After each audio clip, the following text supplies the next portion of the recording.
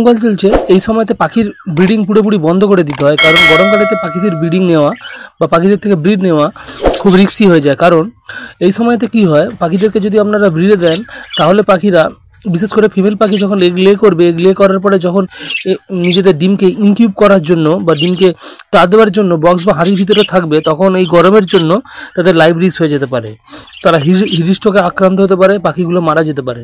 সেই জন্য গরমকালেতে পাখিগুলো থেকে কোনোভাবেই ব্রিড নেওয়া যাবে না।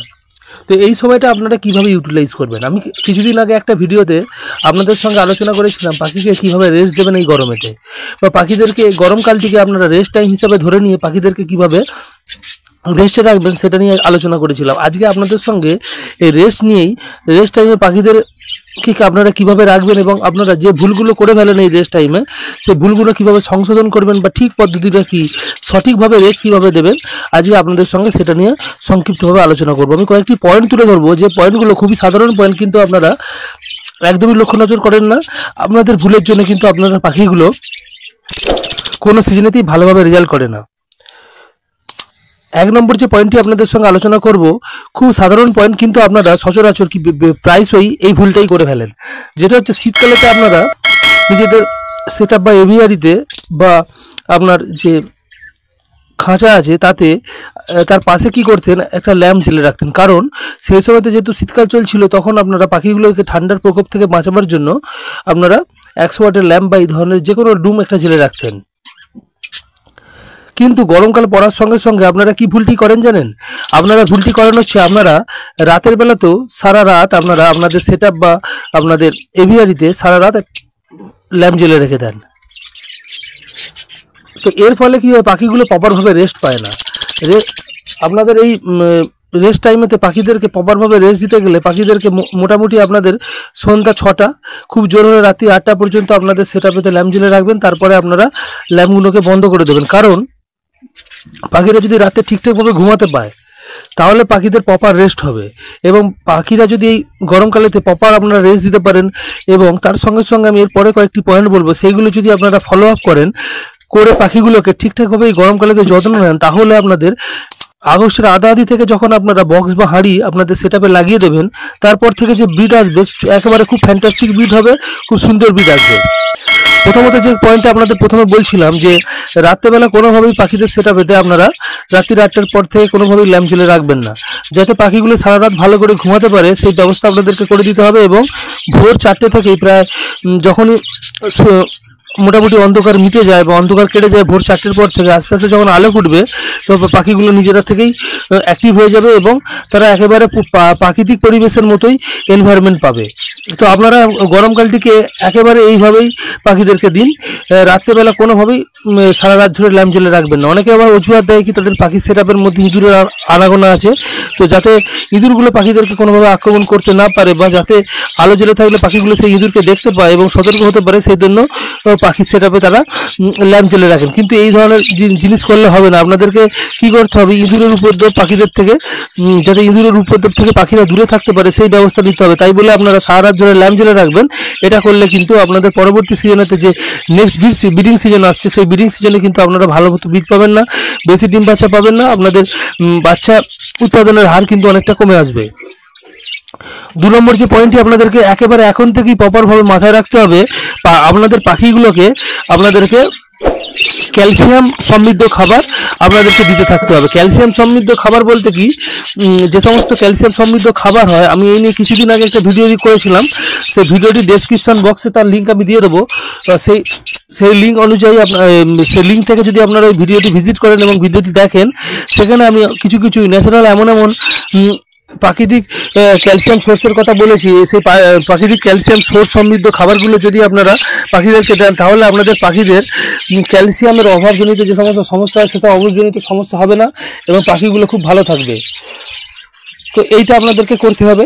ক্যালসিয়াম সমৃদ্ধ খাবার পাখিদেরকে এই সময়তে গরমকালে যখন রেস্ট টাইম চলবে পাখিদেরকে ক্যালসিয়াম সমৃদ্ধ খাবার আপনাদেরকে দরকার হলে রেগুলার বেসিসেই দিতে হবে। এবং তার সঙ্গে সঙ্গে আপনাদের পাখির খাঁচায় আর্লি মর্নিং মানে একেবারে খুব সকালের দিকে আর্লি মর্নিং যে সানলাইট হয়, সূর্যালোক হয়, অল্প কিছুক্ষণের জন্য যদি পাখিদের গায়ে পড়ে খুব আর্লি মর্নিং, কারণ গরমকালেতে সারা দুপুরবেলা কি বেলার দিকে যদি পাখিদের সেটাবে গায়ে ডাইরেক্ট গায়েতে সানলাইট পড়ে তাহলে পাখিদের হিট স্ট্রোক হয়ে যেতে পারে। কিন্তু খুব আর্লি মর্নিং যদি আপনারা পাখিদেরকে খুব আর্লি মর্নিং যদি পাখিদের গায়েতে সানলাইট পড়ে বা সূর্যালোক পড়ে তাহলে কিন্তু কোনো সমস্যা হবে না। তা থেকে কি হবে, পাখিদের শরীরেতে ভিটামিন D3 পাখিরা সে সূর্যালোক থেকেই পেয়ে যাবে। এবং যখনই আপনারা ক্যালসিয়াম সমৃদ্ধ খাবার পাখিদেরকে দেবেন এবং তার সঙ্গে সঙ্গে পাখিদেরকে যদি আর্লি মর্নিং একটুখানি সূর্যালোক পাখিদের গায়ে পড়ে তাহলে ক্যালসিয়াম এবং ভিটামিন D3 দুটোই পাখিদের শরীরে থাকবে এবং খুব সুন্দরভাবে পাখিদের শরীরে ক্যালসিয়াম অবজার্ভ হবে বা শোষিত হবে। তো আপনারা এই পদ্ধতিটা একবারে মাথায় রেখে দিন। আপনাদের এই যে রেস্ট টাইম চলছে, রেস্ট টাইমেতে পাখিদেরকে প্রপারভাবে রেস্ট দেবেন এবং তার সঙ্গে সঙ্গে পাখিদেরকে ক্যালসিয়াম সমৃদ্ধ খাবার অবশ্যই দিতে থাকবেন। এবং সকালবেলা আর্লি মর্নিং যে সকালবেলার যে একেবারে সূর্যালোকটি পড়ে সেটা যদি আপনার সেটাপে পড়ে তাহলে খুব ভালো হয়। আর যদি আপনার পাখি যদি আপনার এভিয়ারি বা সেটআপ যদি ইনডোর হয় তাহলে তো একেবারেই কোনো চান্স নেই পাখিদের গায়ে সূর্যালোক পড়ার। আপনারা তাহলে কী করবেন, সপ্তাহে 1 থেকে 2 দিন ভিটামিন D3 সমৃদ্ধ মানে ভিটামিন D3 সিরাপ একটা পাওয়া যায়, শুধুমাত্র ভিটামিন D3 থাকে। তো ওই সিরাপটি পাখিদেরকে আপনারা সপ্তাহে 1 দিন অবশ্যই দেবেন এই রেস্ট টাইমেতে। তাহলে কি হবে, আপনারা যে সমস্ত পাখিদেরকে যে সমস্ত ক্যালসিয়াম সমৃদ্ধ খাবার দেবেন সেই ক্যালসিয়াম সমৃদ্ধ খাবারের ক্যালসিয়ামগুলো সহজে কিন্তু পাখিদের শরীরে অ্যাবজর্ব হবে। যদি আপনারা পাখিদেরকে কোনোভাবেই ভিটামিন D3 না দেন, না সূর্যালোকের মাধ্যমে, না সিরাপের মাধ্যমে বা ট্যাবলেটের মাধ্যমে, তাহলে কিন্তু পাখিদের শরীরেতে কোনোভাবেই কিন্তু ক্যালসিয়াম শোষিত হবে না, যতই আপনারা ক্যালসিয়াম সমৃদ্ধ খাবার পাখিদেরকে দেন না কেন।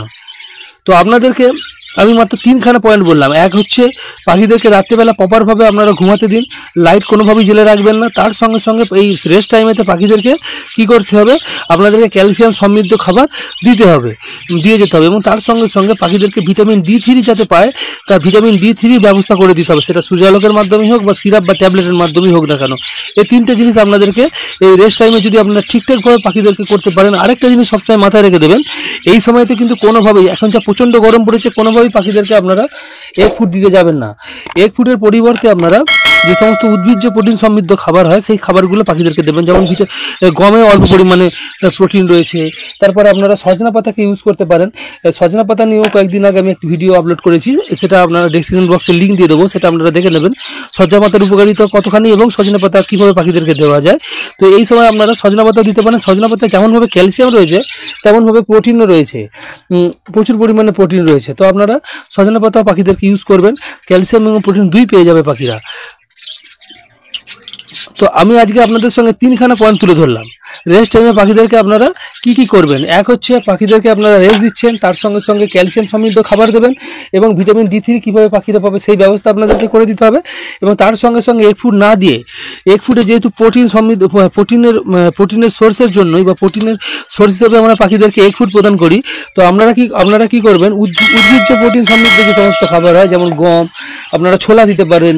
বিশেষ করে আপনারা সজনে পাতা বা মোরিঙ্গা সেটাকে পাউডার বানিয়েই হোক বা তারা একেবারে মানে যেটাকে সজনে পাতা বলে সেটাকে একেবারে এ হিসাবেই হোক, একেবারে কাঁচা ডগ হিসাবেই হোক না কেন, পাখিদেরকে যদি আপনারা দেন তাহলে কি হবে, আপনাদের পাখিরা সেখান থেকে এই প্রোটিনও পেয়ে যাবে। তো এইভাবে আপনারা পাখিদেরকে রেস্ট টাইমেতে যদি আপনারা প্রপারভাবে রেস্ট দেন, এটাই বলা হবে প্রপারভাবে রেস্ট যদি আপনারা দিতে পারেন তাহলে আপনাদের পাখিগুলো খুব সুন্দর থাকবে, পাখিদের মধ্যে কোনো রকমের ইস্যু আসবে না এই সময়তে। এবং তার সঙ্গে সঙ্গে পাখিগুলো পরবর্তী ব্রিড যেটা করবে নেক্সট সিজন যে আসছে আগস্টের আধাআধি থেকেই আপনারা বক্স বা হাঁড়ি লাগিয়ে দিতে পারবেন। তো নেক্সট সিজনেতে আপনাদের পাখিরা যে সমস্ত ব্রিড দেবে আপনাদেরকে যে ব্রিড দেবে সেই ব্রিড দেখবেন একেবারে খুব ফ্যান্টাস্টিক হবে, খুব সুন্দর ব্রিড হবে, বাচ্চা আসার রেশিওটা অনেকটা বেড়ে যাবে। তো আশা করি আজকে আমার ভিডিও থেকে আপনারা যদি কিছু উপকার পান তাহলে অবশ্যই আমার চ্যানেলটিকে সাবস্ক্রাইব করবেন এবং আপনার পাশে থাকা বেল আইকনটি টিপে দেবেন যাতে এই ধরনের ইনফরমেটিভ ভিডিও আপলোড হওয়ার সঙ্গে সঙ্গে আপনাদের ফোনে নোটিফিকেশনের মাধ্যমে সেই ভিডিওটি পৌঁছে যায়। এবং যদি ভিডিও ভালো লাগে অবশ্যই একটি লাইক করবেন। আর যদি কোনো কিছু জিজ্ঞাসা থাকে অবশ্যই কমেন্ট করে জিজ্ঞাসা করবেন, আমি অবশ্যই আপনাদেরকে উত্তর দেবো। আর যদি কমেন্টের মাধ্যমে উত্তর দেওয়া সম্ভব না হয় তাহলে আমি অবশ্যই একটা ভিডিও বানিয়ে আপলোড করব যাতে আপনারা সহজে সে বিষয়টি বুঝতে পারেন। আর যদি ভিডিও ইনফরমেটিভ মনে হয় তাহলে বন্ধু বান্ধবদের সঙ্গে শেয়ার করবেন, যাতে তারাও কিছু জিনিস জানতে পারে। তো আজকের মতো বিদায় নিতে হবে। পরবর্তী কোনো একটি ভিডিওতে নতুন একটি ইনফরমেশন নিয়ে আবার দেখা হচ্ছে। ধন্যবাদ।